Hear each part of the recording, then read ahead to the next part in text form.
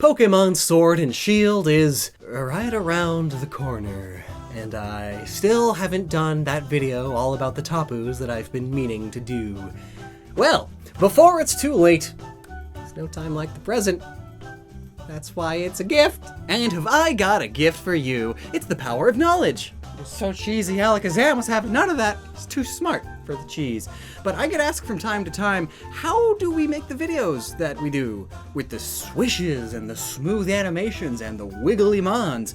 Where do we learn how to do those things? And the answer is the internet. I'm, along with most of the editors on our team, are entirely self-taught, meaning just a lot of internet tutorials. And no other place on the internet has as many high-quality and easy-to-understand tutorials and lessons as Skillshare, today's sponsor. I mean, I wasted so much time in high school video class that it almost made me not want to do video anymore. It was terrible, a terrible class. And then in college it was the same, but expensive. So expensive. I wish Skillshare existed then. You youngins got it so easy now. And it's not just video editing, but also graphic design, business entrepreneurship, art, animation, music, marketing, even lifestyle and productivity. Here's a good listen by Maddie Brown on low-budget filmmaking that I enjoyed. I'm gonna try to incorporate some of it. It's good stuff. The annual subscription is less than $10 a month, and if you use my link in the description, you get 2 months free. So check it out, and thanks a million. Tapu Koko, Tapu Lele, Tapu Bulu, Tapu Fini. These 4 deities guard the various islands of the Alola region. Alola is based on the real world's Hawaii, an archipelago and a state in the United States originally populated by Polynesians and now an extremely popular tourist destination, both in real life and in the Pokemon world. Alola gets its name from aloha, the Hawaiian word for hello, but also for goodbye, welcome, and farewell. But it goes even deeper than that culturally and spiritually. Aloha means love, compassion, sympathy, and kindness. Then, when using it as a greeting or a goodbye, it is in a way sending the warmest of regards, as one always should. What I'm getting at by mentioning all this is that Pokemon Sun and Moon is very inspired by Hawaiian culture, and thus also its myth. And this is where we will find the bulk of the inspiration for these 4 Pokemon. But before we get into their mythology specifically, let's go over their etymology. Why are they named what they are? What does Tapu even mean? Well, Tapu has its roots in various Polynesian cultures. It's pretty deep into there too, especially the Maori. It is a concept denoting that something is sacred or holy, and thus not to be messed with. If a priest denotes a thing or place or act as Tapu, then it is forbidden to interfere with it or to do it. And in some cases, such Tapu things are not even to be spoken of. Voldemort. The English word taboo has similar meaning, as it was taken from these people, along with many other things. Something being tapu isn't always a bad thing, though. For instance, a priest could declare that a certain type of fish is temporarily tapu. This was to prevent overfishing. Though the meaning of the word still remains. It's forbidden to hunt that fish. So in the case of these Pokemon, they are all tapu. They are sacred, holy, and not to be messed with unless they so choose to initiate it. So how about the rest of the names? Well, let's look at Tapu Koko. It's a high-strutting bird thing, very rooster-esque, which works. The natives brought chickens with them when they moved to the islands, and Koko happens to be the Japanese onomatopoeia for the sound a rooster makes, a cock-a-doodle-doo. But that's just the simple explanation. Koko can also refer to blood, but not your sticky red stuff that's all over your insides. Rather, it's the more spiritual definition of blood. It's the link between you and the Wauakua. Sorry if I'm mispronouncing that. The Wauakua is the spirit realm, as well as the ancestral spirits that live there and live throughout the land all around you. Thus, Koko is your connection to nature in a spiritual sense, and this connection is passed on to your children through your Koko. It's been described as a sort of spiritual umbilical cord. But is Tapu Koko really so deep, or is it just the Japanese sound of a rooster? Well, considering that these are essentially nature deities and that they use the power of nature itself in their Z move, And Tapu Koko is the first one you meet and plays the biggest role in the anime and is basically the leader of the bunch. You know him well. If any one of them were to get a much deeper name than the others, it would be this one. And in this case, it has a deeper name. Tapu Koko. And then, comparatively, the other three have kinda lame names. Lele, the cute little butterfly, comes from the Hawaiian word for butterfly, pulele hua. Bulu, the bull, is easy. It's Hawaiian for bull. And Fini, the marlin fish, is obviously from Finn. But some say that it could also come from Finnish, hence the added I at the end, as this is the guardian of the final island of the island trials, and that the place it resides, the ruins of hope, are where, quote, life ends its journey. Now then, all of them together are the Guardian Deities, and they also all clearly have a Hawaiian totem pole or tiki inspirations. These days, tikis are pretty synonymous with the tropical vacation-y lifestyle, but they are very historically significant, as they are depictions of gods and great spirits throughout Polynesian mythology. The most common ones we see are rightly the four principal deities of the ancient Hawaiians. Ooh, four you say? That just happens to line up with this Pokemon group. So do these fit? Do the four principal deities in Hawaiian mythology fit these four? Yes. Yes, they do. Ku, Kanaloa, Kane, and Lolo. These are the four main deities in Hawaii. So do their godly abilities line up with these Pokemon? In the case of Ku, for sure. Ku is often depicted with yellow or orange feathers and is the god of war. Tapu Koko is rooster-esque and is the most warrior-esque of the four, clearly, even doing a little haka, which is a Polynesian war dance.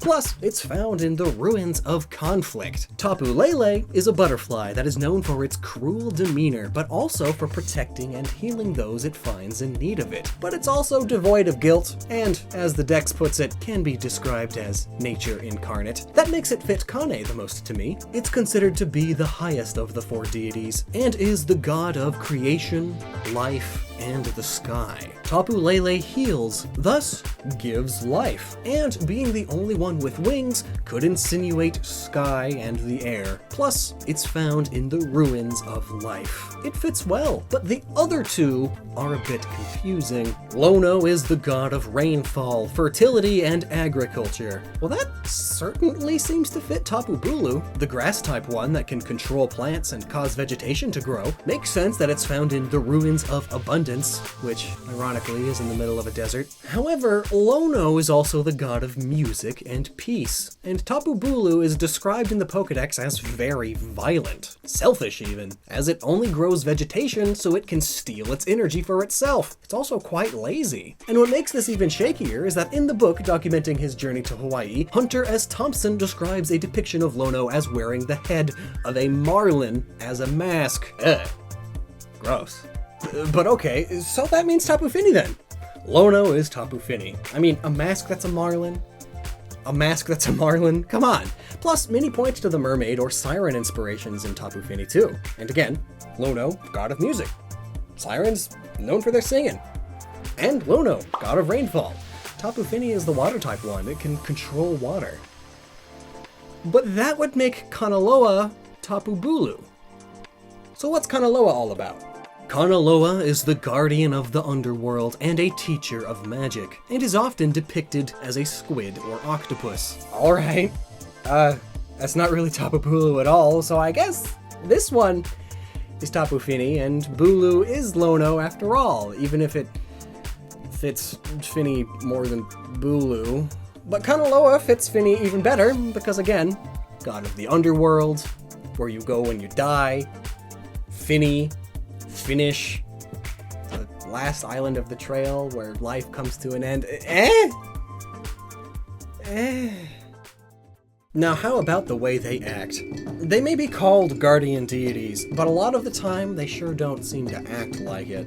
Hala even mentions that, although it is said to protect us, our Tapu Koko is a rather fickle creature. And just take a look at the Dex entries' descriptions of them. Guilelessly cruel, malevolent, hair-trigger temper, lazy, violent enough to crush anyone it sees as an enemy, terrible calamities sometimes befall those who recklessly approach, and more. Like how Tapu Bulu was once quite literally a bowl in a china shop to smite the people who ran a market, and even destroyed an entire village. And come to think of it, the ruins it lives in are in the desert, and it makes plants grow just so it can absorb their energy. Did Tapu Bulu absorb all of the plant life here? None of these things seem like something a noble guardian deity would do. And well, that's because these four are anything but noble.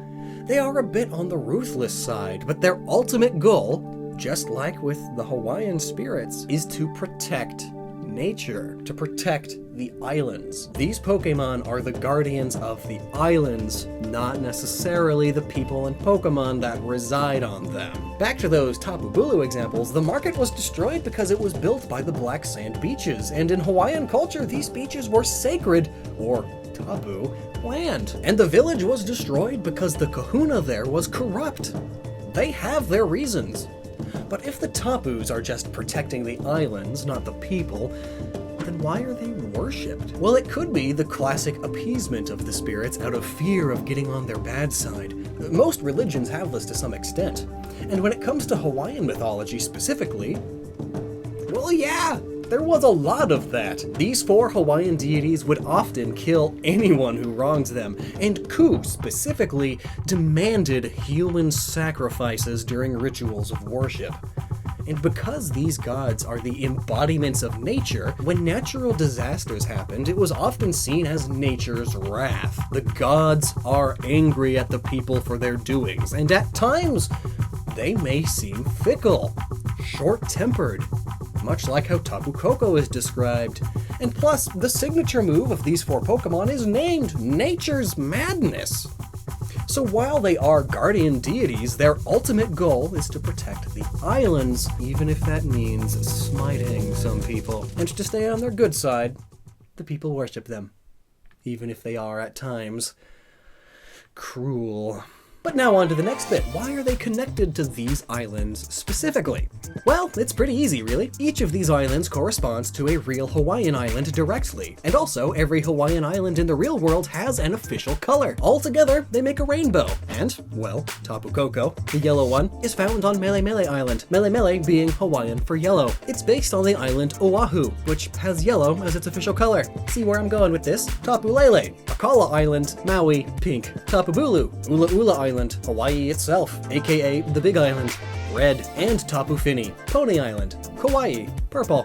Easy. Nailed it. You know how the Tapus choose a kahuna for their island? Well, did you notice that they match the colors of themselves as well? And some demeanor too. I mean, Tapu Bulu is lazy, just like Nanu, who can't be bothered to do things, and is often disinterested. But Tapu Bulu is also violent, and uses the dirty tactics of using its plants to hold down its opponents while it rams them. And Nanu is a Dark-type Pokemon trainer, the Dark-type being all about those dirty tactics. Tapu Fini is reserved, and doesn't much care for humans.